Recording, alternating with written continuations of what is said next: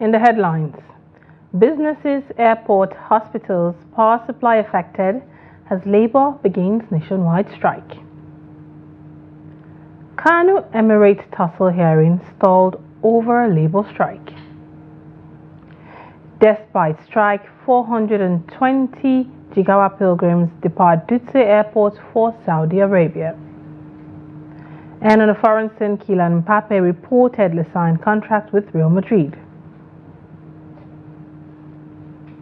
Hello, welcome to News Updates on Trust TV. My name is Lilian Ogazi.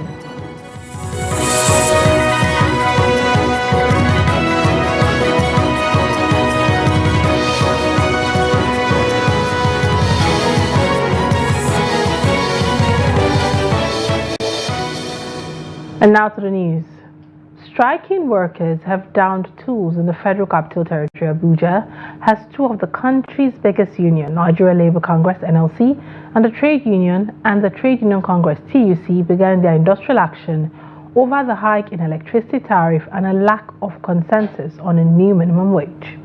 Recall that the National Assembly had stepped in at the last minute to avoid the industrial action declared on Friday. The discussion ended in a stalemate leading to the commencement of the strike. Labour leaders in the nation's capital sealed the main gate of the National Assembly. They chased out the workers from their offices.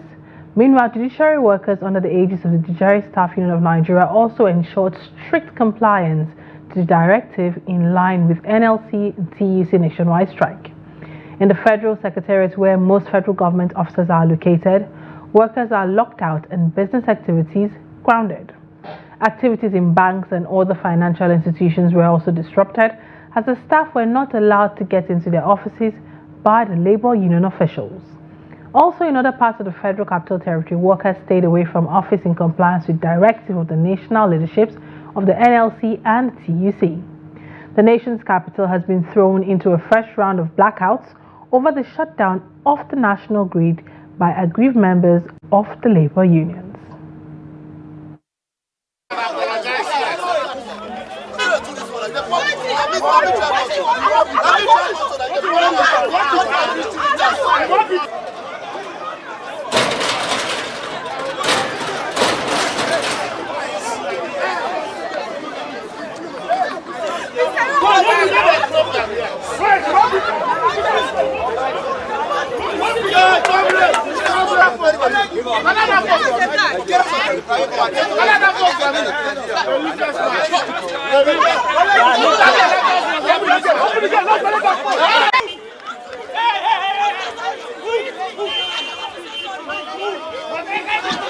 Oh, then the camera, I want a local commission.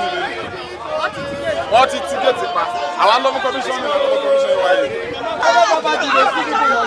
Put another one there. Where the keys? Where the keys?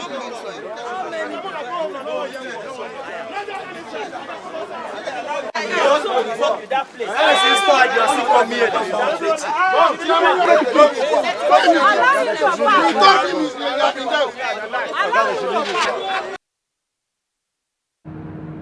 Meanwhile, the leaders of the Lagos State Council of NLC on Monday shut the gate of the Lagos State Secretariat Alausa Ikeja over the ongoing strike. Our correspondents gathered that the striking workers gathered as early as 7 a.m. and locked the access gates into the Secretariat, thereby preventing vehicular movement into the premises. The report. The action was supervised by armed security personnel of the Rapid Response Squad, RRS, of the Lagos State Police Command to prevent any possible breakdown of law and order or possible hijack by miscreants. The premises comprise of the Governor's Office, his deputy, the State House of Assembly, ministries, departments, some agencies and banks, among other businesses. The state NLC chairman, Fumi Sesi, led the labor leaders to monitor compliance with the strike. Sesi and her TUC counterpart, Comrade Benga Ekundayo, said there was no going back on the strike. They called all the NLC and TUC's athletes across all sectors to the state to ensure compliance. Nigerian people, Nigerian workers, please don't stress us beyond the limit. Go home now. Go home now. Listen to us until you hear that NSC and TUC come to your television again to announce that yes, government has given us a 3 digit. If they propose 99,900, we will not collect it. Anything less than 3 digits from 100,000 and above as minimum for even the person that is sweeping on the road, we will not collect it. We are here to ensure that everything is in order. As for when it will end, we cannot determine. The national will meet with all the organs of the NLC and TUC today to pass as a resolution based on the discussion they had yesterday with the government side. If the demand or the offer is acceptable to all the organs, surely sooner or later they will give us directive, we'll call off. But if it is not acceptable, till when there is a resolution. Our actions are also limited because if the expected action from the government is not responded on time, the good people of Nigerians and the workers of Nigeria may also lose hope in this. So there may be anarchy in the country. But as we are standing here, we are enforcing the directives of the national body to shut down. The strike, they said, was not only about the failure of the Nigerian government to agree on a new national minimum wage, but also the increments in electricity tariff. They said it was embarrassing that an average worker is earning 30,000 naira or $20 per month amid escalating food prices and electricity tariffs. Meanwhile, earlier, we had Trust TV reporter Bello Musa in Kaduna. He gave us an update. Now, let's take a look at it. There is total compliance of the strike here in Kaduna because government offices, banks, filling stations and other financial institutions, schools, courts have been under lock and key since morning. Civil servants and workers of financial institutions like banks, we are stranded. We are not given access to their offices by the members of the TUC and the NLC who are going around to ensure that there is total compliance within the metropolis here.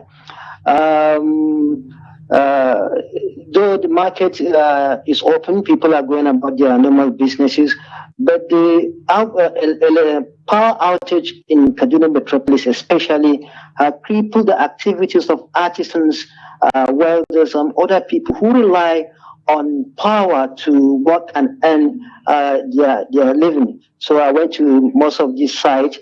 I saw people, sitting redundant, doing nothing because of their power outage. So there's total compliance in Kaduna, but markets are open. People are going about their business to buying and selling in the market. But there's total compliance. What about the security, issues? In the Federal Capital Territory, we've seen the security agencies putting everything in place in order to avoid hoodlums overtaking this, silence or protest or strike. So in Kaduna State, is there any fear of that? And what has the state government put in place to secure the people?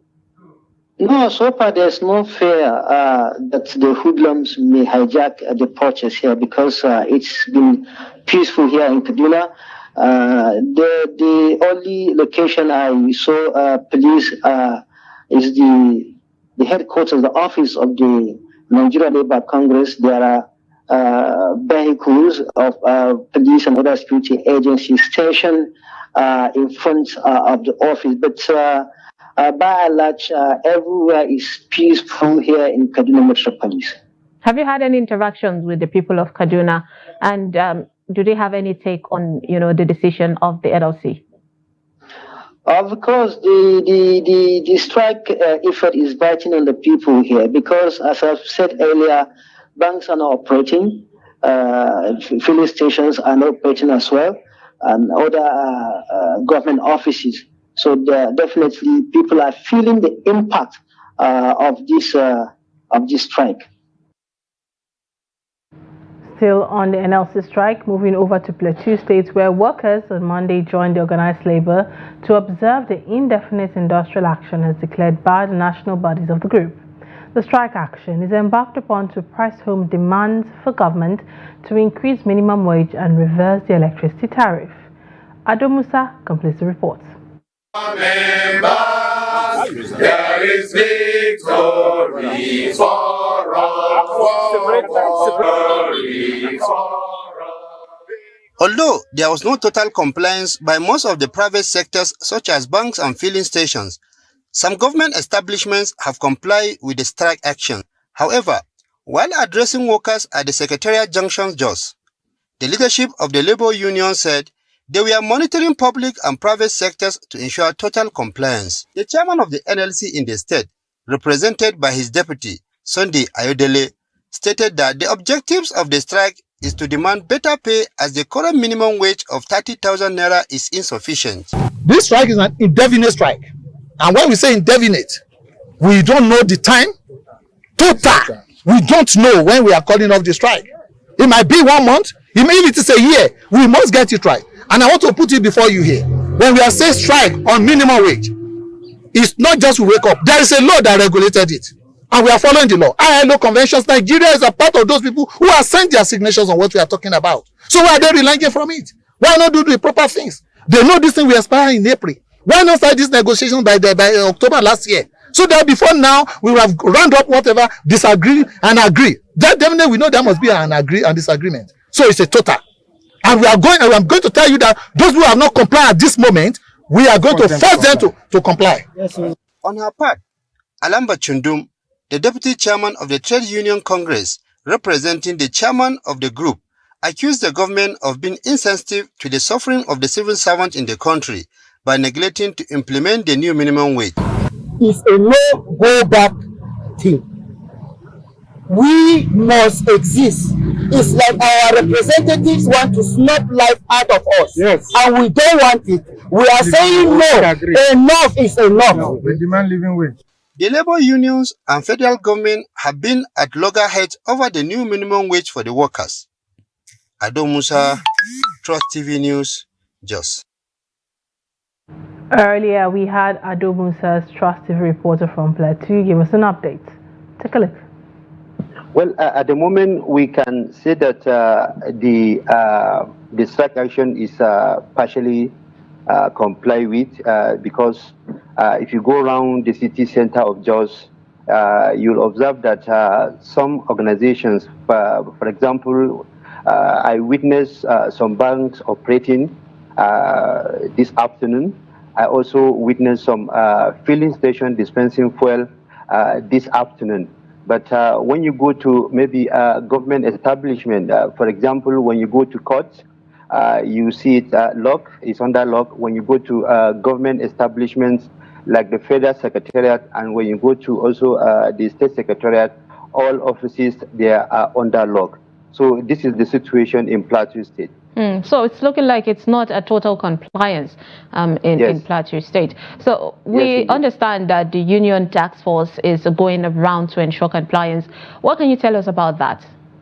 Yes, actually, immediately after the deputy chairman of Nigerian Labour Congress in Plateau State addressed members of the group as well as the journalists regarding their reasons to join the strike action, they move around to ensure that people comply with the directive. So they move from one motor park to another. They also move from one government organization to the other, just to ensure that the strike action is complied with. So they really move around to ensure that the strike action is complied with. Ado, you must have interacted with the resident of Jos. What are they saying? Are they agreeing with the labor union's decision? Honestly, almost a significant percentage of people who have talked to me this morning, they really agree with what the labor union is saying, because they believe that what the government is paying to the workers will not do them anything. For example, a lot of them are also citing example with today a worker cannot go to market to buy pepper or 100 naira pepper. A worker cannot also go to the market to buy 100 naira tomato, not to talk of maybe rice, beans, and other food items. So a lot of people are happy with this strike in the sense that they believe that probably if maybe this action is complied with, government is likely to at least make another adjustment. So people are really happy. They agree with what labor union is doing at the moment.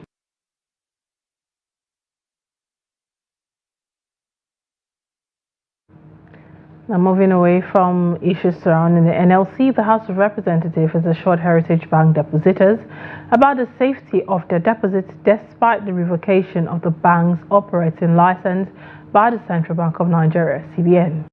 In a statement on Monday, the House of Representatives spokesman Akin Rotimi said the House is aware of the revocation of the license of Heritage Bank under liquidation by the CBN and the appointment of the Nigerian Deposit Insurance Corporation as the liquidators, in accordance with the provision of the Banks and Other Financial Institutions Act.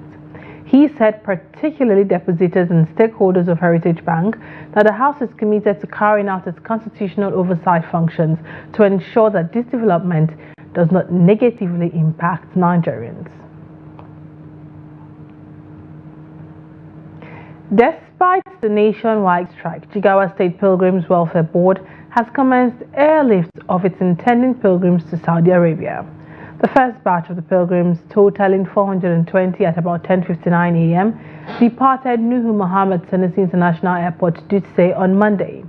In its farewell message to intending pilgrims who were conveyed by Max Air, Governor Umar Namadi urged them to be good ambassadors of Nigeria while in Saudi Arabia. The governor, however, urged the intending pilgrims to strictly abide by the laws and guidelines of both Nigeria and Saudi Arabia during their stay for the Hajj exercise. Namadi, who was together with the Emir of Hadejia Adamu Abubakar Maje, who is also the Jigawa State Amur Hajj, Emir of Dutse Hamid Nuhu Mohammed, and other senior government officials during the inaugural flight, requested the intending pilgrims to pray for the people and government of Jigawa State and Nigeria at large. This is news updates coming to you from Trust TV. Coming up, artisans, business operators groan over power cut, nationwide blackout. More news when we return this day. You're welcome back if you're just joining us. This is news updates coming to you from Trust TV. Let's take a quick look at our headline stories again. Businesses, airport, hospitals, power supply affected as Labour begins nationwide strike. Kano Emirates tussle hearing stalled over Labour strike. Now moving on, the West African Examination Council WAEC has distanced itself from the nationwide strike declared by the Nigerian Labour Congress and the Trade Union Congress. The NLC and TUC had flagged a nationwide strike on Monday after a 4-hour meeting. The leadership of the National Assembly on Sunday evening in Abuja failed to produce the desired result. Following the commencement of the industrial action, a statement by the head of National Officer Branch Controller WAEC, Tai Lawson, on Monday disregarded the strike, saying the conduct of West African Senior School Certificate Examination goes on as scheduled despite the nationwide strike. According to the statement, the Commission said that as much as it shared the concern of the unions and the generality of Nigerians, the exams would go on across the member country of WAEC, and the Nigerian child should not be put to a disadvantage of missing the exams. Business operators and artisans in Nigeria's capital, Abuja, are struggling with the consequences of the electricity blackout caused by the nationwide indefinite industrial action by labor unions. Amidst the agitation for a new minimum wage, electricity workers have shut down the national grid, cutting power supply across the country. Trust TV's Ibrahim Ismail speaks with artisans and business operators in Abuja about the impact of the power cut on their businesses and the broader economy. Wide strike, which took effect at midnight of June 3rd, is already taking a toll on businesses. The recent power cut has only compounded the situation. Artisans and business operators are now compelled to rely on gasoline-powered generators to remain operational as labor unions continue to enforce the strike. Normally our work, we used to use light before we do our work. So as far as now, electricity go for strike, really we are facing many challenges because we have to buy fuel and use generator to operate, and it's no small expense that we used to spend. So the thing is really affecting us. Government need to do the needed. Even when they have not cut it, if they bring it, it won't take more than 2 hours, they will take it back. So all our days operating with this company or operating with this very things that we are doing here, we are using this generator. More than 50,000 every day. Just times it like 1 week just to buy fuel. And end of the day, we are recharging. You will recharge maybe 30, 40,000 or 50. And that recharge that you recharge will be there till more than 3 months because there's no light. As these artisans struggle with the high cost of production due to the power cuts, other businesses face low customer turnout because of the industrial action. This presents an unprecedented challenge to the growth and sustainability of their operations. So most of our clients now, they will not even know that NEPA have taken the light for like some period of time now. And work is slowly, and it is really affecting us that are individual entrepreneurs, not like those people that are working with government, like that are salary, and at the end of the month they'll still get their salary. If the strike by labours continue, it's going to really affect our business. And what I'm urging government is for government to meet the demand of labours. It's very obvious. On a normal day, if you come here, people trooping here, buying, going out, coming in to buy, and to their various homes and their offices. But you can see everywhere it's very quiet. No light. We power systems with the NEPA, or what you call it, power holding. But you can see all our systems are shut down except where you get a generator. If you have a generator and the noises, the pollution from the noises is even very, very, very dangerous. The fuel is very expensive. If you say you can run your office with generator, you can see how much it costs. The fuel is it's very, very high. As the strike continues, Nigerians will witness disruptions of essential services while struggling to survive the harsh economic hardship in the country. On Sunday, the National Assembly failed to convince the organized labor to call off the planned industrial action aimed pressing the federal government to review the national minimum wage upward. Ibrahim Ismail, Trust TV News, Abuja. And now to the foreign scene. The meeting of the Benin-Niger interstate community has not resolved issues between the neighbors. The countries partner with the China National Petroleum Corps on an oil project which has yet to fully take off. The pipeline linking Kukelele in Niger to the port of Seme in Benin will produce about 90,000 barrels per day. Niger currently pumps around 20,000 barrels of oil, most of it from China National Petroleum Corps. After months of icy relations, the border remains closed on the Nigerian side. Benin says that regular pipeline operations require a proper state-to-state relationship framework and calls for the reopening of the border. And in sports, Bafana Bafana of South Africa on Monday started preparation for the all-important 2026 FIFA World Cup qualifying match 3 encounter against Super Eagles of Nigeria. Now, according to information available on the team's official X platform, all the invited 23 players took part in the session.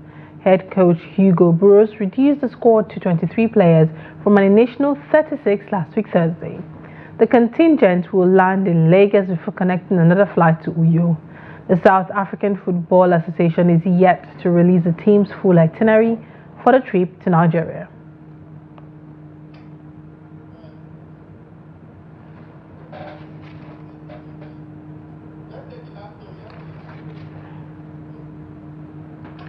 Meanwhile, some Spanish media reported Monday that the France international will be moving to La Casablanca as a free agent after his Paris Saint-Germain PSG contract expires at the end of June.